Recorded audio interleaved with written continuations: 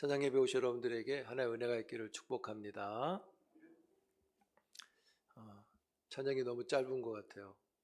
되게 길 줄 알았는데, 그래서 저는 좀 빼라. 너무 길다 그랬는데 너무 짧아요. 너무 은혜가 있어 감사합니다. 우리 청년들 함께해서 너무 좋은 것 같아요.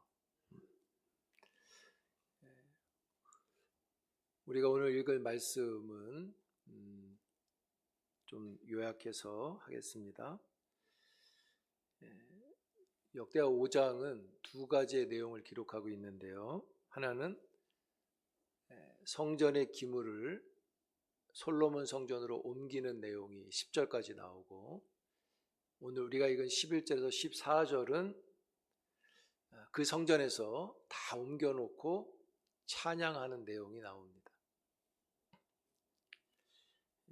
1절에 보면 5장 1절에 모든 일을 마침에 이렇게 말하죠. 솔로몬 성전이 완공됐다는 말입니다. 건축을 마쳤다는 뜻입니다. 이 성전을 우리는 솔로몬 성전이라고 그래요. 이스라엘 역사의 최초의 성전이 세워진 겁니다. 위치는 모리아산에 세워진 겁니다. 역대하 3장 1절에 보면 솔로몬이 모리아산에 성전 짓기를 시작했다 이렇게 말합니다.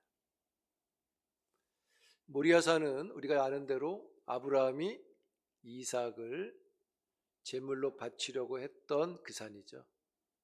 하나님이 그의 믿음을 인정해 준 장소가 모리아인데, 그 모리아산에 성전이 세워진 겁니다.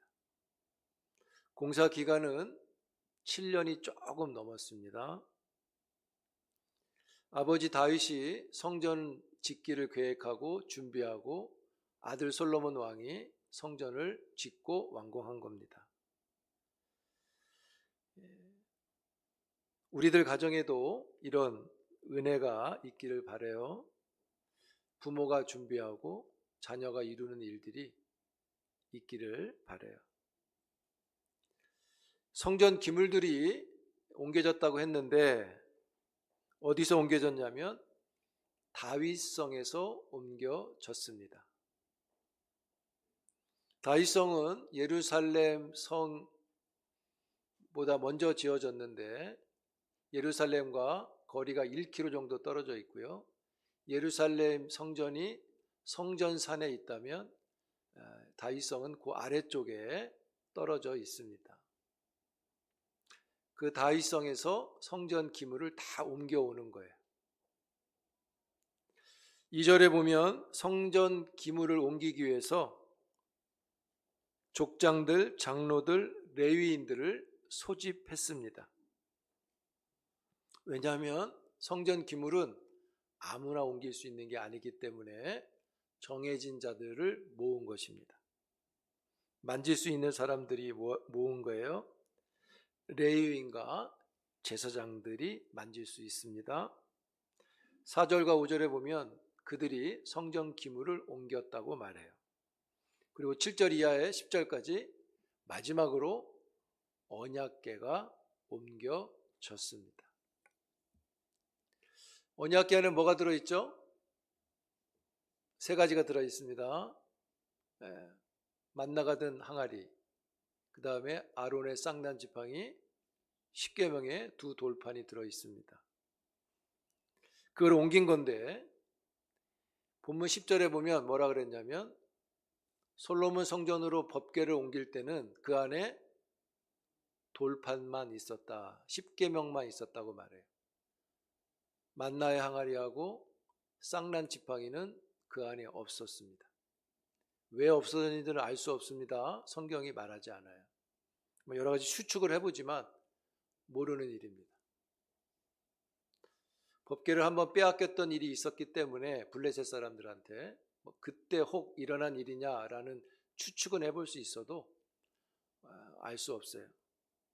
그래서 늘 말하지만 인디아나 존스가 막 찾고 있는 겁니다. 이 성전 기물이 다 옮겨진 후에, 그러니까 법궤가 왔으니까 다 끝난 거잖아요. 우리식으로 말하면 이사가 딱 끝난 거잖아요. 하나님을 찬양하기 시작하는 거예요. 오늘 우리가 찬양하듯이 하나님을 찬양합니다.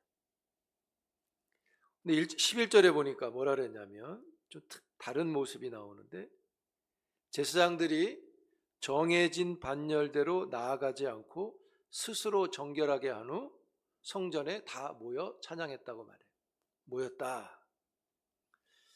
이게 왜 다른 모습이냐면, 제사장들은 반열을 따라서 성전을 섬깁니다. 아무 때나 할 수 있는 게 아니에요. 제사장 반열은 24반열로 나누어져 있습니다. 즉 우리식으로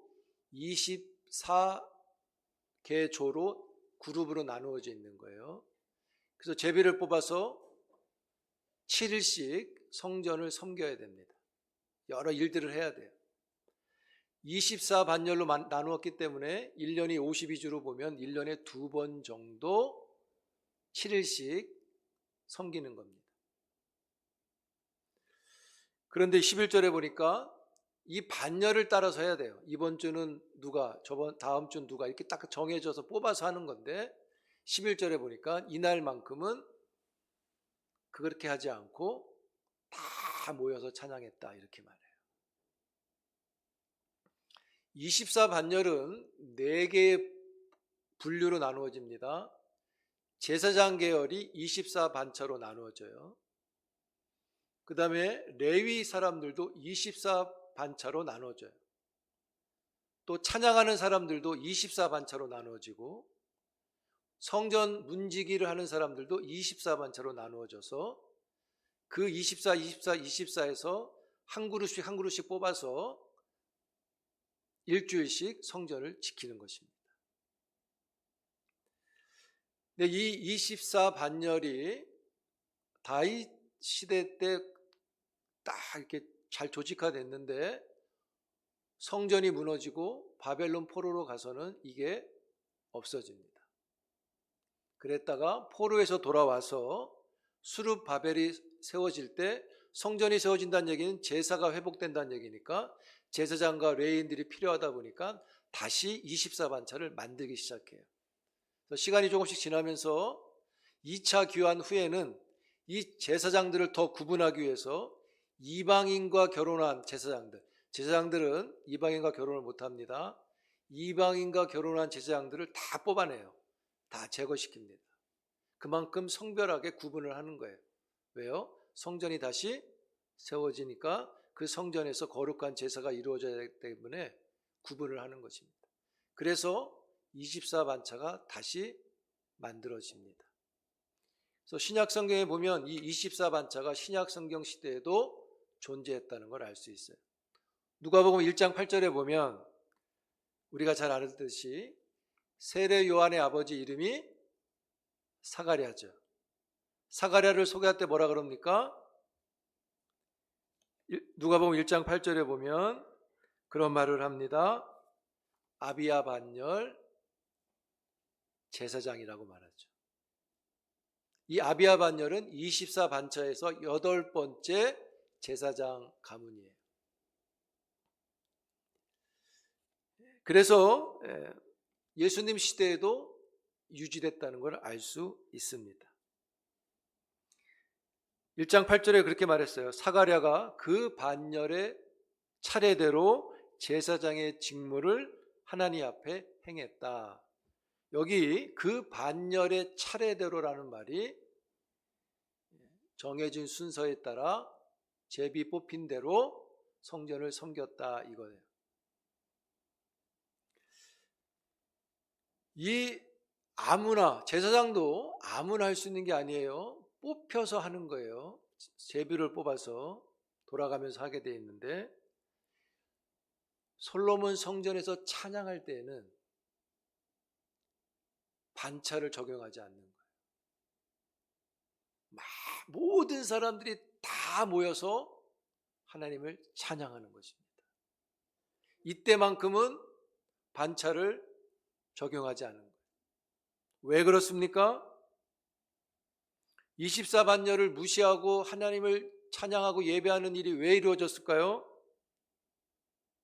그만큼 이 찬양의 예배가, 하나님 앞에 드리는 이 찬양이, 이 시간이 큰 예배였다는 거예요. 그래서 반차로 뽑아서는 이 일을 감당할 수 없기에 모든 사람들이 이 일에 다 매달리게 된 겁니다. 그리고 그만한 예배가 되어진 거예요. 특별히 찬양은 24반차로 나눠서 했는데 아삽과 해만과 여두둔이라고 되어 있잖아요. 찬양하는 숫자가 역대상에 보면 4,000명으로 나옵니다. 4,000. 문지기도 4,000명. 그러니까 4,000명, 이 사람들이 찬양대로 다 쓰는 거예요. 쉽게 말해. 그리고 모든 사람들이 그 찬양을 따라서 함께 하는 것입니다. 여러분, 여기 12절에 보시면 나팔 부는 사람 몇 명이었다? 120명이었다. 여러분, 이거 엄청난 숫자죠. 오케스트라가 한 100여 명 되지 않나요? 그러니까 120명이 나팔을 분 거예요. 소리가 어마어마하게 컸을 겁니다. 그러니까 엄청난 찬양의 모임을 하고 있는 거예요. 그런데 더 놀라운 건, 우리가 주목하고 싶은 건 그게 아니라 13절입니다. 찬양할 때, 일제히 소리내어 찬양할 때 성전 안에 무엇이 나타났다? 구름이 가득했다. 이 구름이 가득했다는 말은 14절에 보면 하나님의 영광이 충만했다는 것으로 소개해요. 여기서 말하는 구름은 하나님의 임재를 상징하는 물체로서 나타난 겁니다. 네. 여러분, 광야를 걸을 때 낮에는 구름 기둥, 밤에는 불 기둥이었잖아요. 실제 눈에 보이는 겁니다. 그냥 있는 것처럼 되는 게 아니라 눈에 보이는 거예요. 구름이 눈에 보이잖아요. 찬양을 일제히 할 때 그 성전에 하나님의 구름이 가득했다, 이렇게 말해요. 즉 하나님이 그곳에 임재하셨다는 것을 눈으로 보고 알게 하는 것입니다. 여러분, 여기 예배실에 구름이 보입니까? 가득한 거 보이나요? 안 보이시? 그때 어쨌든 눈에 보인 거예요. 응? 내가 보니까 박준희 장로님만 보이는 것 같아. 감동하셔가지고. 근데 여러분, 하나님의 구름이 가득했다. 법궤를 옮겨놨기 때문이 아닙니다. 저는 그렇게 봐요. 여러분, 법궤는 옮겨놓을 수 있잖아요. 다윗성에도 법궤가 있었잖아요. 근데 장소를 바꿔서 갖다 놨다고 해서 임합니까? 법궤 때문이 아니라고. 하나님을 찬양하는 일 때문이라고 봅니다. 여기 성경도 찬양할 때 하나님의 구름이 가득했다 그럽니다. 하나님의 구름이 가득함은 하나님 지금 그곳에 임재하신 것입니다. 이런 은혜가 찬양하는 여러분들에게도 경험되기를 축복합니다. 여러분, 찬양하면 하나님의 구름이 가득하게 그러니까 하나님 임하신다, 임재하신다. 그럼 임재하는 일이 있으면 어떤 일이 일어나느냐? 하나님이 여기 계시면 어떤 일이 일어나느냐? 예를 듭니다. 여러분, 바울과 실라가 감옥에 갇혀서 찬양했다 그랬죠. 하나님이 그곳에 임재하신 겁니다. 하나님이 감옥에 임재하셔서 보니 바울과 실라의 감옥에 갇혀 있습니다. 그럼 무슨 일을 해야 됩니까? 하나님 능력이 많으시니 거기에 가보니 갇혀 있고 갇힌 자들을 하나님은 밖으로 끌어내시려고 옥문을 여시는 겁니다. 하나님이 거기 가셨기 때문에 거기에 필요한 일을 행하신 거예요. 여러분, 더 놀라운 일이 역대에 나오는데, 유다왕 여호사밧이 왕을 다스릴 때 모압 사람, 암몬 사람, 세일 사람들이 연합으로 공격해 옵니다. 두려운 일을 만난 거예요. 너무 센 사람들이 오는 거예요. 그 기도를 합니다. 금식 기도를 선포하고 해요. 그리고 전쟁을 하러 가는데 어떻게 하는 줄 아닙니까? 역대하 20장에 보면 군인들이 있을 거 아니에요. 군인들 앞에 성가대복을 입은 성가대원들을 쫙 세워서 노래하면서 나갑니다. 전쟁하러 가는데 숨어서 가도 안 될 판에 노래하면서 갑니다. 악기를 치고 노래하고 막 부르면서 가요. 어떤 결과가 일어났느냐? 모압 사람과 암몬 사람들이 같이 왔던 세일 사람들을 막 죽여요. 두 나라가 합쳐서 한 나라를 죽여요. 셋이 쳐들어왔다가 한 나라가 싹 죽었어요. 그 다음에 어떻게 되느냐? 모압과 암몬이 또 자기들끼리 죽여요. 그래서 싹 죽어버려요. 그 전쟁 없이 전쟁을 이기게 됩니다. 그때 이스라엘 백성들이 제일 크게 했던 일이 찬양하며 했다는 거예요. 찬양이 전쟁을 이깁니다. 아멘. 그래서 성경에 보면 전리품을 거둬들이는데 너무 많아가지고 3일 동안 거둬들였다 그래요. 3일 동안 전리품을 거둬. 너무 많아가지고. 여러분, 하나님이 막 찬양을 해서 거기에 임재하셔서 봤더니 거기에 뭐 하는 곳이에요? 전쟁이 일어난 곳이에요. 하나님 사람 이스라엘이 전쟁을 하고 있는 거예요. 거기에 찬양해서 임했더니 그럼 뭘 해야 돼요? 하나님은 전쟁을 도와주시는 거죠. 거기 가봤더니 전쟁하고 있어요. 전쟁을 도우시는 거예요. 전쟁에 이기는 거예요. 감옥에서 누가 찬양을 해요. 거기에 임재했더니 감옥에 둘이 앉아 있어요. 도와줄 게 뭐예요? 감옥에서 나오게 하는 거예요. 여러분, 찬양하면 하나님의 임재가 일어나는 것입니다. 하나님이 오시는 겁니다. 오셔서 그 사람에게 필요한 것들을 행하시는 겁니다.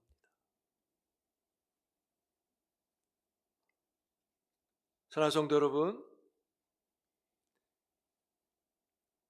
시편 22편 3절에 보면 이런 말씀이 있어요. 이스라엘의 찬송 중에 거하시는 주, 이런 찬송 중에 거하시는 주. 찬송하는 사람에게 하나님이 함께 하신다는 말씀인 거죠. 함께 하시니까 그 사람에게 필요한 것들을 아시고 도움을 주시는 거예요. 그래서 여러분, 찬양에는 하나님의 임재가 있다는 걸 우리가 믿습니다. 그냥 좋아서 부르는 게 아닙니다. 하나님을 소망하면서 부르는 것입니다. 하나님 이곳에 임재해달라고 부르는 거예요. 우리 아까 찬양했잖아요. 이곳에 임재하십시오. 믿는 자에게 일이 일어나는 겁니다. 하나님이 영이 임재하시면 그곳에 그 사람에게 일이 시작되는 것입니다. 그래서 여러분, 이렇게 말씀드리고 싶어요. 찬양할 때 찬양하는 그 사람에게 하나님이 임재하셔서 그 사람이 필요한 것을 일으키신다 그랬잖아요. 이 시간 찬양할 때 질병이 치료되는 걸 믿습니다. 이 시간 찬양할 때 누군가의 아픈 마음이 회복되어지는 겁니다. 찬양하는 누구에게 하나님의 임재의 위로가 있는 겁니다. 찬양할 때 누군가는 참된 진리의 자유를 얻어서 자유롭게 되어지는 거예요. 그래서 그 사람의 헌신이 일어나는 것입니다. 여러분 13절에 보시면 11절, 12절도 그렇지만 찬양은 먼저 일제히 큰 소리 냈다 그랬잖아요. 큰 소리로 하는 겁니다.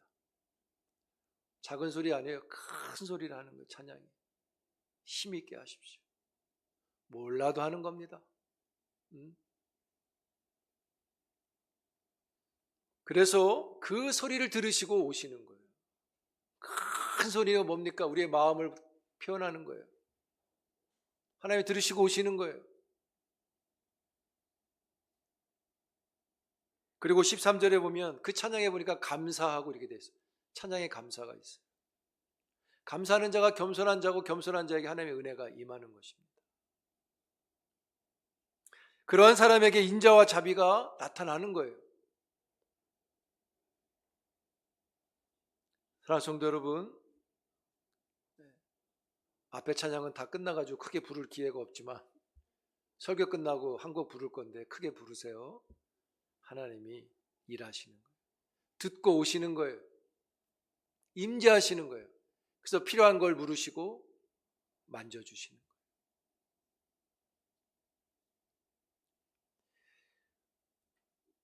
어버이날이라고 부모님을 뵙고 왔는데 이제 그 치료 중에 계신데 그런 말씀하세요. 그 병원에서 예배를 드리는데 예배를 참석하는데 아버님이 목사님이 이제 교회 다니 이렇게 얘기하다가 언제 기회 되면 기도를 한번 해주세요 그랬대요. 근데 기도가 안 나온대. 맨날 하던 기도가 안 나온대요. 아직도 못했대요. 미안하대요.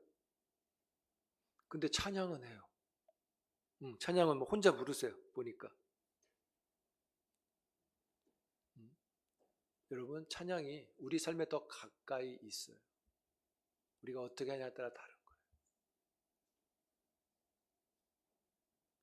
우리의 마음을 말로 표현하는 걸 넘어서 노래로 하는 거예요. 누군 춤으로 할 수도 있고.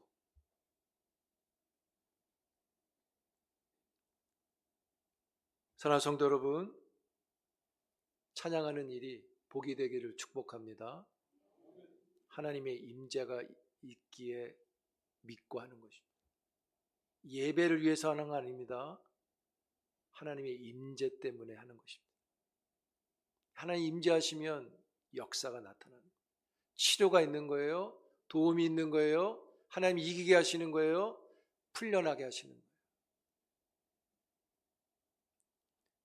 사랑하는 성도 여러분, 찬양은 나의 감정이 아니에요. 찬양은 하나님의 감정에 참여하는 것입니다.